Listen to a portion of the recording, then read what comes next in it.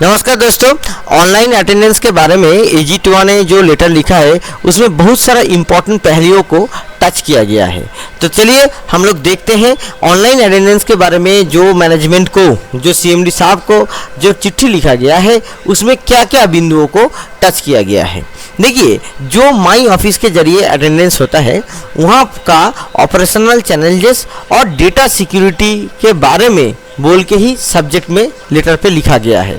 तो यहाँ पे मूल किस किस बिंदुओं के ऊपर यहाँ पे जोर दिया गया है। यहाँ पे जोर दिया गया है कि एम्प्लॉइज़ का प्राइवेसी और ऑपरेशनल फिजिबिलिटी और BSNL का जो ऑपरेशनल चैलेंजेस है उसके बारे में। तो 3 बिंदुओं के ऊपर इस लेटर पे यहाँ पे जोर दिया गया है और यहाँ पे जो इसका जो प्रॉब्लम है वो CMD साहब का नोटिस में लाने का कोशिश किया गया है। तो चलिए पहले इसका जो की फीचर्स जो भी है इसमें देख लेते हैं। उससे पहले देखिए, कोई भी चीज़ अगर कोई भी कंपनी करता है तो उसका जो मूल उद्देश्य होता है वो लीगली कंप्लायंट होना चाहिए और एम्प्लॉय सेंट्रिक होना चाहिए, जो इस चिट्ठी में बोला गया है नहीं है। ठीक है, तो देखिए जो माई ऐप का जो रिजिड टाइम टेबल है 9:30 बजे से 6 बजे तक शाम का ये विंडो है। तो ये जो टेलीकॉम एक फील्ड वर्क है जहाँ पे 24 घंटा का ज़रूरत होता है उसका कंप्लायंट नहीं है, उसका विपरीत है।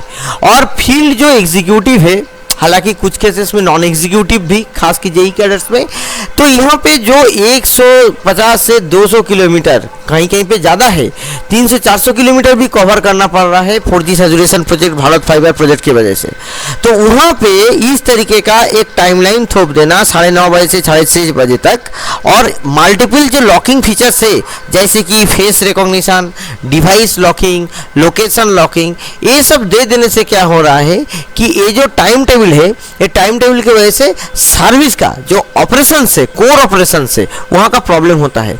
खास की नॉक पे, जहाँ पे आपका सुबह 5 बजे से रात 11 बजे तक जरूरत है और उससे भी ज़्यादा जरूरत है, 24 घंटा होने का जरूरत है, वहाँ पे इस तरीके का अटेंडेंस के नाम पे अगर टाइम थोपा जाएगा तो क्या होगा कि वो जो ऑपरेशन से वो वहाँ पे मार खाएगा, ऑपरेशन वहाँ पे उसका क्षति होगा।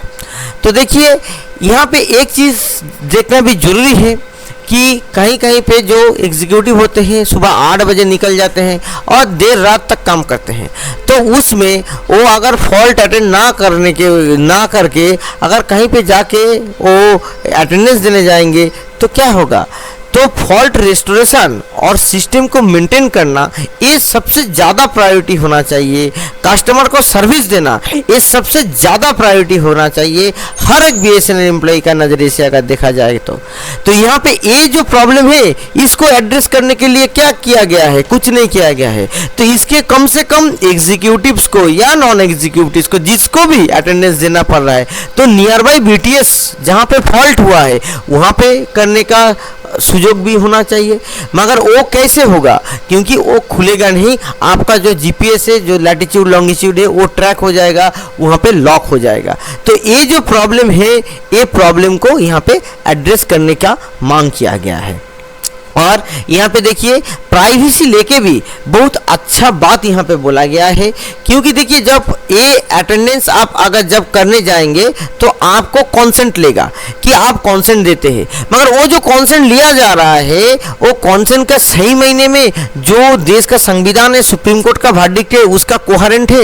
देखिए facial biometric, device locking, inbox का एक्सेस, OTP का एक्सेस, लोकेशन ट्रैकिंग, ये जो सब क्रूशियल पर्सनल इंफॉर्मेशन है और जो कॉन्सेंट लिया जा रहा है वो सुप्रीम कोर्ट का 2017 का जो प्राइवेसी रूलिंग है और जो IT एक्ट 2000 है और DPDP एक्ट जो 2023 है, जो अभी टेबल होने मतलब जो हो रहा है, पेंडिंग है, उसका विपरीत है। यहाँ पे अकाउंटेबिलिटी मैकेनिज्म नहीं है। सपोज ये जो सब सेंसिटिव इंफॉर्मेशन कोई हैकर्स के पास चला गया, कभी डार्क नेट में लीक हो गया, तो आपका बैंक अकाउंट में जितना भी बैलेंस है वो छूमंतर होके गायब हो जाएगा, आप कुछ भी नहीं कर पाएंगे।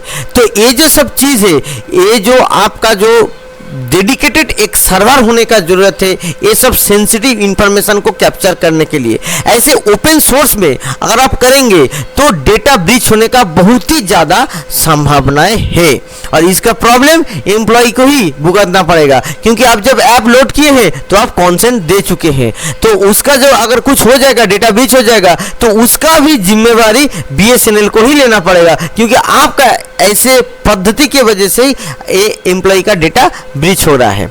इसके साथ साथ दोस्तों देखिए, नेटवर्क का जो लिमिटेशन है ये भी मद्देनजर रखना चाहिए कि बहुत सारा रूरल एरियाज में ऐसा है कि जहाँ पे एक्सेसिबिलिटी BSNL का नहीं है। 4G टावर हुआ है मगर 4G का अभी भी कंप्लीट इंफॉर्मेशन मतलब कंप्लीटली इम्प्लीमेंटेशन नहीं हुआ है। ये जो लोकेशन लॉक का स्टेटस है ये भी बहुत बड़ा प्रॉब्लम क्रिएट करने जा रहा है। और सबके ऊपर जो एम्प्लॉय का मॉरल है, इस जो सर्वेलेंस हेवी अप्रोच किया जा रहा है, जो अनरियलिस्टिक टारगेट किया जा रहा है, और वो भी किसके दरमियान, रिसोर्स इतना कम रिसोर्स में BSNL का अधिकारी लोग, BSNL का कर्मचारी काम कर रहे हैं, ये भी मद्देनजर रखना चाहिए। देखिए यहाँ पे जो IPMS जो है आप लोग जानते हैं, इंडिविजुअल परफॉर्मेंस मैनेजमेंट, तो ये सब के वजह से क्या हुआ है कि एक वाइड स्प्रेड अनरेस्ट हो रहा है, लोग डिमोटिवेटेड है और एक सेंस ऐसा भी है कि कंपनी हैरास करना चाह रहा है कि एग्जीक्यूटिव लोग, नॉन एग्जीक्यूटिव लोग ऐसे भी कंपनी छोड़ के चला जाए। कंपनी छोड़ के चला जाएगा, कंपनी का एम ये नहीं होना चाहिए कि एम्प्लॉय को सता के कंपनी से निकाल दे। एम्प्लॉय कंपनी का एसेट होता है, कंपनी का लायबिलिटी सोचने से एम्प्लॉय को कभी भी कंपनी तरक्की नहीं कर पाएगा। देखिए दोस्तों, इसके साथ साथ और क्या क्या है, लीगल और एथिकल रिस्क भी है।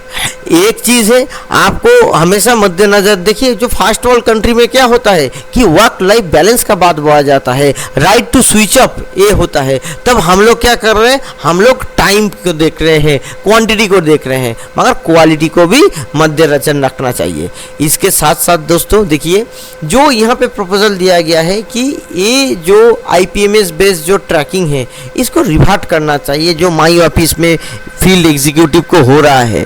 और इसका रैशनल क्या है कि देखिए, आप अगर 24 घंटा काम करेंगे तो ये जो रिजिड आपका अटेंडेंस देने का जो टाइम फ्रेम है इसको हटाना चाहिए, खास की फील्ड के लिए। इसके साथ साथ जो alternative modification if not withdrawal possible, देखिए अगर आप विड्रॉ नहीं करना चाहते हैं तो ये जो विंडो है इसको कम से कम 12 घंटा कर दीजिए, सुबह 5 बजे से 11 बजे तक। और जो एग्जीक्यूटिव है उनको इतना फ्लेक्सिबिलिटी दीजिए कि वो नियर बाई BTS से भी अपना अटेंडेंस मार्क कर पाए। इसके लिए जो ऑपरेशनल डिवाइस का यूसेज है ये भी बड़ा बात है। जैसे नॉन एग्जीक्यूटिव को पैसा नहीं मिलता है ऑपरेशनल डिवाइस का, और जो एग्जीक्यूटिव को जो पैसा मिलता है वो भी बहुत ही कम है। 5,000 रुपया में दोस्तों कुछ नहीं होता है, 5,000 रुपया में क्या होता है। तो ये चीज़ को भी मद्देनजर रखना चाहिए। और ये जो एक्सेस है, जो एक एम्प्लॉय का, किसी का अगर प्राइवेट पर्सनल फोन है तो वो क्यों करेगा, अपना इनबॉक्स को क्यों देगा, अपना OTP को क्यों देगा। हो सकता है उसका परिवार का कुछ फोटो है, उसका बच्चे का फोटो है, ये सब अगर लीक हो जाएगा तो अगर उसका परिवार के ऊपर कुछ आफत हो जाएगा तो इसका जिम्मेदारी कौन लेगा, ये भी सोचना चाहिए। उसके साथ साथ जो कनेक्टिविटी सपोर्ट का जरूरत है, हर ऑफिस में क्या आपका वाईफाई है, तो एम्प्लॉय आके जब करेगा 4G में करेगा और TCS का 4G का जैसा अवस्था है वो कनेक्ट नहीं होगा तो कैसे अटेंडेंस दे पाएगा। तो वाईफाई का पहले व्यवस्था कीजिए। उसके साथ साथ जो फॉल्ट रेस्टोरेशन, तो क्या जो टाइम है जिसको दिया गया है 6 बजे के बाद क्या फॉल्ट रेस्टोरेशन नहीं होगा, तो 6 बजे के बाद अगर फॉल्ट रेस्टोरेशन अगर हो गया, फॉल्ट हो गया, तो वो क्या नेक्स्ट दिन 10 बजे के बाद होगा, ये बहुत ही गलत है।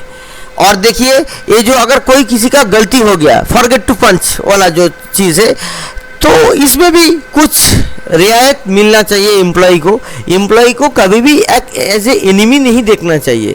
एम्प्लॉय के मैनेजमेंट का यही पद्धति होना चाहिए जो एम्प्लॉय से काम निकाले, साथ साथ मिलके काम निकाले, ना कि एम्प्लॉय को एगेंस्ट करके, एम्प्लॉय को दुश्मन बना के। ये भी एक होना चाहिए, ये गुड मैनेजमेंट का बात है। ये मैं कोई BSNL रिलेटेड बात नहीं कर रहा हूँ, ये मैनेजमेंट का ही मैं बात कर रहा हूँ। कोई भी आप मैनेजमेंट का किताब उठा के देख लीजिए, कीजिए, यही चीज़ मिलेगा। तो दोस्तों यही मोटा मोटी मुद्दा था। तो चिट्ठी जो था वो चिट्ठी बहुत ही अच्छा एक्ट का प्रावधान यहाँ पे दिखाया गया है और जो एजिटेया का वेबसाइट में ये चीज़ का कवरेज किया गया है। तो मैं तो यही आग्रह करूंगा एम्प्लॉय जो यूनियंस का जो मांग है कि मोबाइल डिवाइस देना चाहिए, ये तो जायज़ मांग है। मोबाइल डिवाइस देने से पहले अटेंडेंस मोबाइल से होना ही नहीं चाहिए, मगर इसके साथ साथ जो पॉइंट यहाँ पे बोला गया है, इस पॉइंट को भी यूनियन को मद्देनजर रखना चाहिए और नेक्स्ट लेटर में ये सब पॉइंट को इनकॉर्पोरेट करना चाहिए। खास की जो पुट्टुस्वामी जजमेंट था सुप्रीम कोर्ट का, उसको भी इनकॉर्पोरेट करना चाहिए। जो प्राइवेसी रूलिंग्स था उसको भी इनकॉर्पोरेट करना चाहिए और ये सब चीज को, डेटा ब्रीच को भी मद्देनजर रखना चाहिए। तो दोस्तों बस इस न्यूज़ में इतना ही। इसी तरीके का वीडियो के लिए मेरे चैनल को सब्सक्राइब कीजिए और शेयर करना बिल्कुल मत भूलिए। नमस्कार।